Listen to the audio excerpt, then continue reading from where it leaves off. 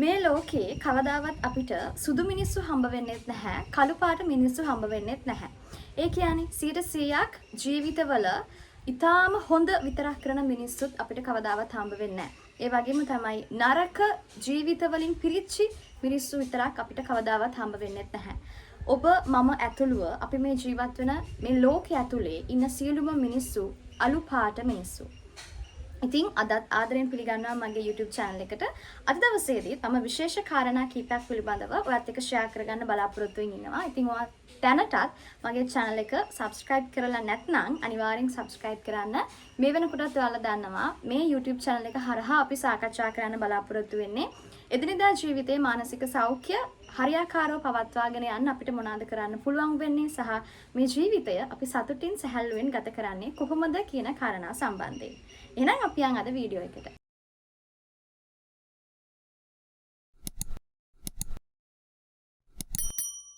මම අහන ඔයාලගෙන් පොඩි ප්‍රශ්නයක්. තරහව කියන ඉමෝෂන් එකත් එක්ක ඔයාලට මොන වගේ සම්බන්ධයක්ද තියෙන්නේ?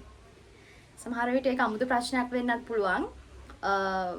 හැබැයි ටිකක් කල්පනා කරන්න හිතන ප්‍රශ්නයක් වෙන්නත් පුළුවන්. ඇයි මේ තරහව කියන එක?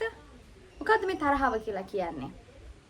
එදිනෙදා ජීවිතේ අපි හැමෝටම තරහ යනවා. අපි හැමෝම මේ ඇන්ගර් කියන ඉමෝෂන් එකත් එක්ක ගනුදෙනු කරනවා. ඒක සාමාන්‍යයි. ඒ කියන්නේ මේ තරහව කියලා කියන්නේ අපි එදිනෙදා ජීවිතේ මිනිස්සු හැමෝම සාමාන්‍ය පෘථග්ජනයි.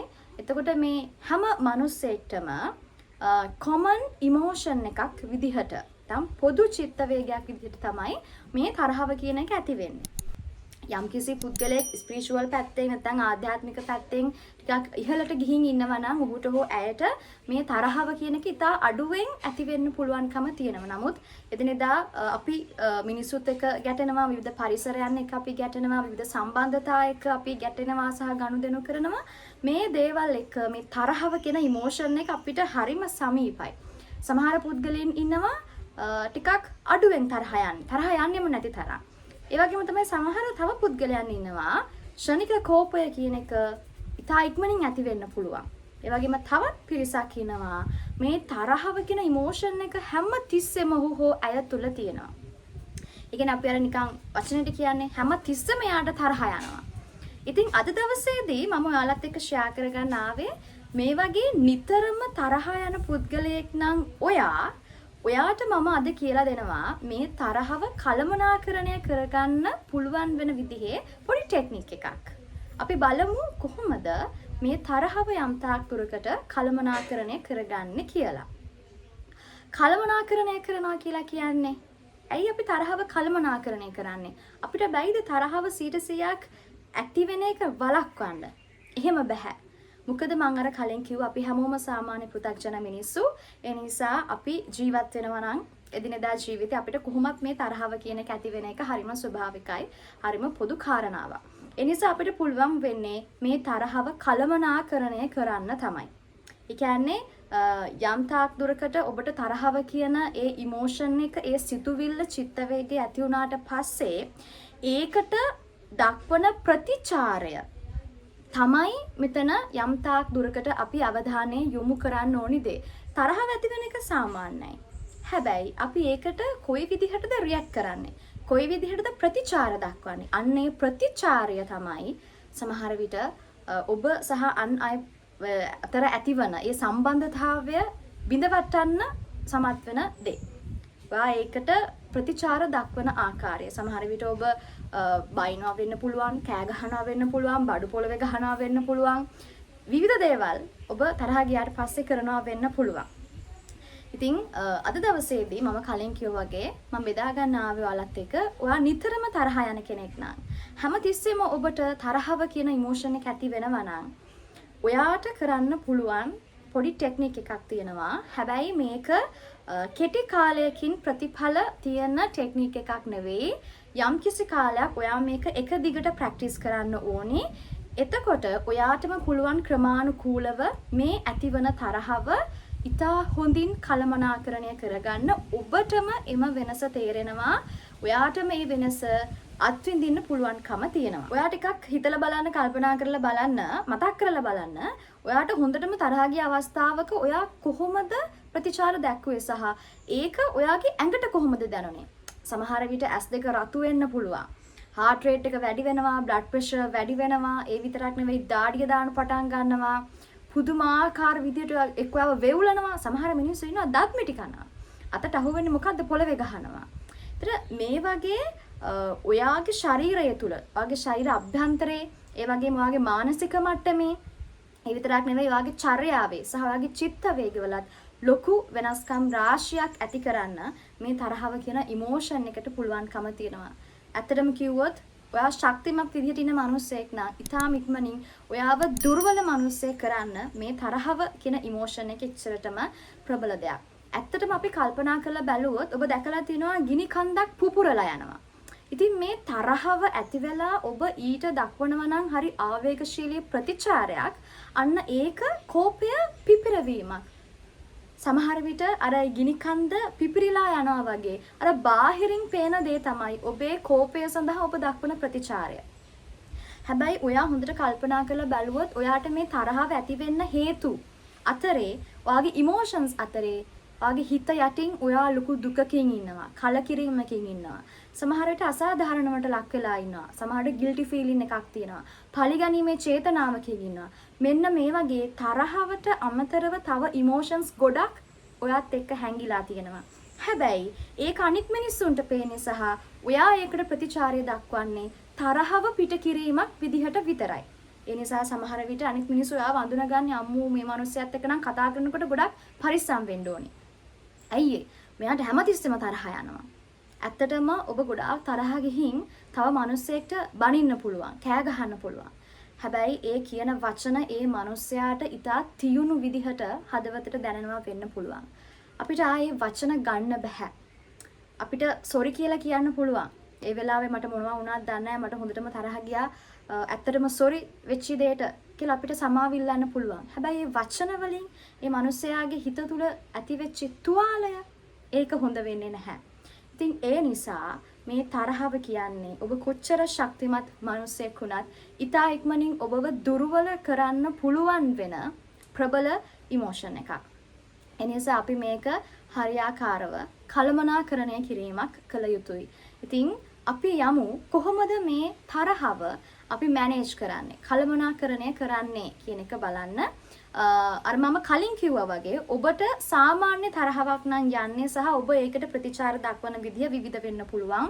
සමහර විට නිදා ගන්නවා වෙන්න පුළුවන්, අඬනවා වෙන්න පුළුවන්, ජර්නලින් කරනවා වෙන්න පුළුවන්. කුමන හෝ ආකාරයකින් ඔබටවත් අනිත් අයටවත් හානියක් නොවන විදිහට ඔයා ඒක රිලීස් කරනවා නම් එතන කිසි ප්‍රශ්නයක් නැහැ. එහෙම තමයි විය යුත්තේ. හැබැයි අසීමාන්තික විදිහට ඔයාලා නිතර නිතර තරහ ඇති වෙනවා නම්, ශනික කෝපය ඇති වෙනවා නම්, ඒ වගේ අවස්ථාවන් වලදී ඔයා ප්‍රබල විදිහට හැසිරෙනවා නම් සමහර විට ඔබට මනෝපදේශකයෙකුගේ සහාය අත්‍යවශ්‍ය වෙන්න පුළුවන්. හැබැයි ඊට පෙර ඔබ මෙන්න මේ ටෙක්නික් එක ටිකක් කරලා බලන්න. අපි දැන් කතා කරමු කොහොමද ඒක කරන්න කියලා. මේ ඇක්ටිවිටි එක කරන්න ඔයාට අවශ්‍ය වෙන්නේ පොඩි නෝට්බුක් එකක්. කන්ටිනියු කරගෙන යන්න ඕනි දෙයක් නිසා ඩයරි එකක් වගේ තියෙනවා නම් ඒත් ප්‍රශ්නයක් නැහැ, සහ පෑනක්. එච්චරයි. එතකොට මම කිව්වා මේක අර කෙටි කාලයකින් අපිට ප්‍රතිඵල ගන්න බෑ, දවසකින් දෙකකින් සතියකින් කියලා. අනිවාර්යෙන් ඔයා මේක උපරිම මාස දෙකක්වත් එක දිගට හැමදාම try කරලා බලන්න. ඔයාටම අනිවාර්යෙන් ලොකු වෙනසක් දැනේවි. ඊට ඉස්සෙල්ලාම අපි දැන් මෙතන උත්සාහ කරන්නේ ඔයාට ඇතිවන තරහව ඇනලයිස් කරන්න. කියන්නේ විශ්ලේෂණය කරන්න. සමහර විට අපි කියනවානේ ඇත්තටම මට තරහ ගියා, ඒ වෙලාවේ මම මොනවාද කිව්වේ, මොනවාද කරේ කියලා මම දන්නේ නැහැ, මට තේරෙන්නේ නැහැ කියලා. අන්න ඒ නොතේරෙන දේවල් ටික තමයි අපි අවබෝධ කරගන්න හදන්නේ. ඒ තුලින් අපිට ඇතිවන තරහව යම් තාක් දුරකට කළමනාකරණය කිරීමට තමයි අපි උත්සාහ කරන්නේ. මේකේ ස්ටෙප්ස් කීපයක් තියෙනවා. ඒ කියන්නේ ප්‍රශ්න කීපයක් තියෙන්නේ. මේ ප්‍රශ්නවලට ඔයාම හොඳට කල්පනා කරලා බලලා ඔයා පිළිතුරු ලියන්න ඕනි. අනිවාර්යෙන් මේක ලියන්නම ඕනි. පළවෙනි කාරණාව තමයි දවස සහ වෙලාව. ඔයා තරහ ඇති කරගත්ත දවස සහ වෙලාව කවද්ද? මතක තියාගන්න ඔයා මේක අනිවාර්යෙන් ලියන්න ඕනේ. තරහව ඇති වෙලා ඔයා මොකක් හරි ඒකට චර්යාවක් දැක්වුවා නම් නැත්නම් කොයි විදිහට හරි ඔයාලා රියැක්ට් කරා නම් ඒ සිදුවීමෙන් පස්සේ නැත්නම් දවස් අවසානයේ මම මේක ලියන්න. දවස් අවසානයේ ලියනවා නම් වඩාත් හොඳයි. එතකොට පළවෙනි කාරණාව දවස සහ වෙලාව. කවද්ද ඔයාට තරහව ඇති උනේ සහ කොයි වෙලාවේද කියන එක තමයි ඉස්සෙල්ලාම ලියන්න ඕනේ. උදේ වෙන්න පුළුවන්, හවස වෙන්න පුළුවන්, ඕනම කාල සීමාවක්. දෙවෙනි කාරණාව තමයි සිදුවීම මොකද්ද? ඔයා තරහ ගන්න බලපාපු සිදුවීම මොකද්ද? සමහර විට හස්බන්ඩ් එක්ක මොකක් හරි රණ්ඩුවක් ඇති වුණා වෙන්න පුළුවන්, ඔෆිස් එකේ බොස් එක්ක වෙන්න පුළුවන්, ස්ටාෆ් එකත් එක්ක වෙන්න පුළුවන්, ළමයි එක්ක වෙන්න පුළුවන්. ඕන සිදුවීමක් වෙන්න පුළුවන්. ඒ සිදුවීම මොකක්ද කියන එක ඊට පස්සේ දාන්න. තුන්වෙනි කාරණාව තමයි තරහ යාමත් එක්ක ඔයාගේ ඔළුව ඇතුලේ වැඩ කරපු සිතුවිලි මොනවද? ඒ කියන්නේ ඔයාට දැනෙච්ච දේවල් මොනවාද? ඔයාට හිතට ආපු දේවල් මොනවාද? සමහර විට ඔයාට හිතෙන්නේ නැති ඇයි මටම මෙහෙම වෙන්නේ? මම පරාජිතයෙක්ද? මේව කවද්ද ඉවරයක් වෙන්නේ? මොන ජීවිතයක්ද මේක? මොන කර්මයක්ද මේක? මේ වගේ දේවල් සමහර විට ඔයාට හිතෙන්න පුළුවන්. ඒ හිතන හැම දෙයක්ම හොඳට මතක් කරලා ලියන්න. හතරවෙනි කාරණාව තමයි තරහ යාමත් එක්ක ඔයාට ඇති වෙච්චි අනික් ඉමෝෂන්ස් මොනවද? එහෙම නැත්නම් අනික් චිත්ත වේග මොනවද? මෙතෙන්දී ඔයා මම අර කලින් කිව්වා වගේ ගිනි කන්දක් පුපුරලා ගියා වගේ තරහව විතරයි අනිත් මිනිස්සුන්ට පේන්නේ. හැබැයි ඔයා හොඳට කල්පනා කරලා මෙතන ලියා ගන්න තරහවත් එක්ක ඇත්තටම ඔයාට ඇති වෙච්චි අනික් ඉමෝෂන්ස් මොනවාද? දුක වෙන්න පුළුවන්, ගිල්ටි ෆීලින් එකක් වෙන්න පුළුවන්, සමහර වෙලාවට පරිගැනීමේ චේතනාවක් වෙන්න පුළුවන්. මේ වගේ දේවල් වෙන්න පුළුවන්. පස්වෙනි කාරණාව තමයි ඩියුරේෂන් එක. කොච්චර වෙලාවක් තරහව තිබුණද කියන කාරණාව. සමහර විට මුළු දවස පුරාම ඔයා තරහෙන් හිටියා වෙන්න පුළුවන්. නැත්නම් පැය කිහිපයක් වෙන්න පුළුවන්.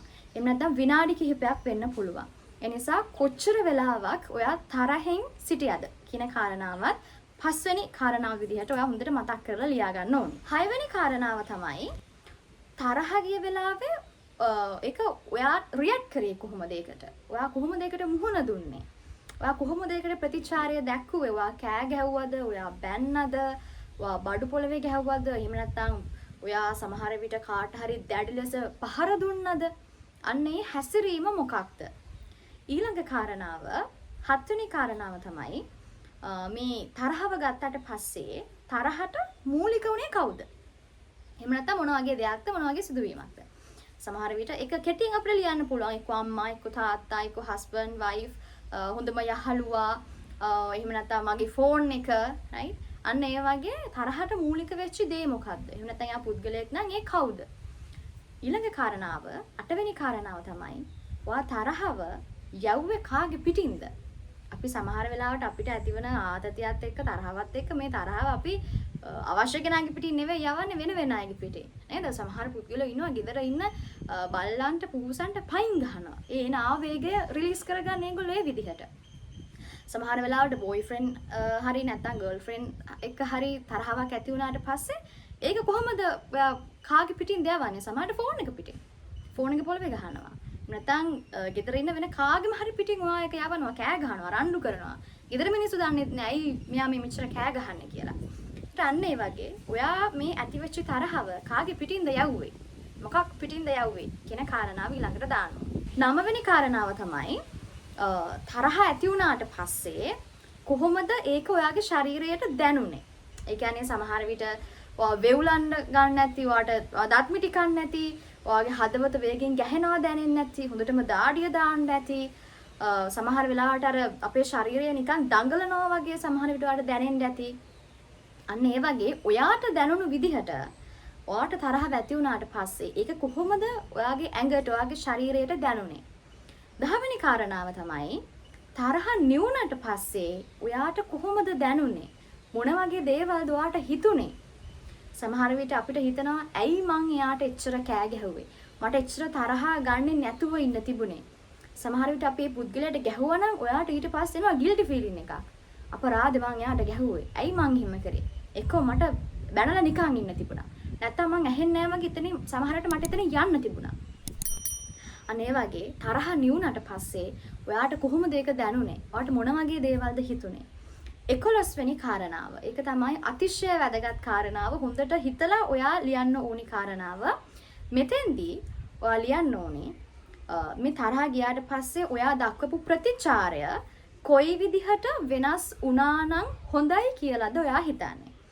උදාහරණයක් විදිහට අපි හිතමු ඔයා හොඳම යාළුවත් එක්ක මාකරි පොඩි දෙයකට ප්‍රශ්නයක් දාගෙන ඔයාට ආපු ආවේගය තරහව ඔයා රිලීස් කරන්නේ එයාට හොඳටම ගහලා. හොඳටම පහර දෙනවා ඔයා යාට. හැබැයි ඔයා දැන් මේක ලියනවානේ. අපි දැන් ඔයාගේ තරහව විශ්ලේෂණය කරනවානේ. එතකොට ඔයාට හිතෙනවා දැන් ඔයා ප්‍රතිචාරී විදිහට දැක්කුවේ එයාට පහර දෙන එක. එතකොට සමහර විට ඔයාට හිතනවා වෙන්න පුළුවන් මට එයාට ගහන්න නැතුව එක්ක බැනලා විතරක් නිකන් ඉන්න තිබ්බා. එහෙම නැත්නම් මට මේ සිටුේෂන් එකේදී යා කියන දේවල් ඇහෙන්නේ නැහැ වගේ ඉඳලා ඒක අවොයිඩ් කරන්න තිබුණා. ඒතරි මගහැරලා මට යන්න තිබුණා. අන්න ඒ වගේ ඔයාට මොකද හිතෙන්නේ? ඔයා ඒ දක්වපු ප්‍රතිචාරය කොයි විදිහට වෙනස් වුණා නම් කියන්නේ පොසිටිව් විදිහට, ධනාත්මක විදිහට කොයි විදිහට වෙනස් වුණා නම් හොඳයි කියලාද ඔයාට හිතෙන්නේ?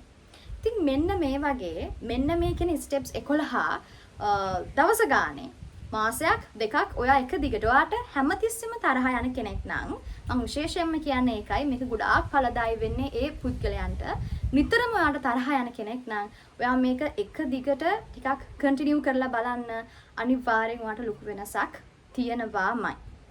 ඉතින් සමහර විට එදිනෙදා ජීවිතයේ අපි හිතනවා මොකක් හරි ප්‍රශ්නයක් දාගත්තට පස්සේ අපිට තරහාවක් ඇති වුණාට පස්සේ අපිට අසාධාරණකම් වුණාට පස්සේ සමහර මිනිස්සු අපිට බැන්නට පස්සේ අපි ප්‍රතික්ෂේප කරනකොට අපි හිතනවා ඇයි මම පරාජිතයෙක් වෙන්නේ? මම සද්ද නැතුව හිටියොත් එහෙම ඒ මනුස්සයා හිතයි මං යට බය ඉන්නවා කියලා.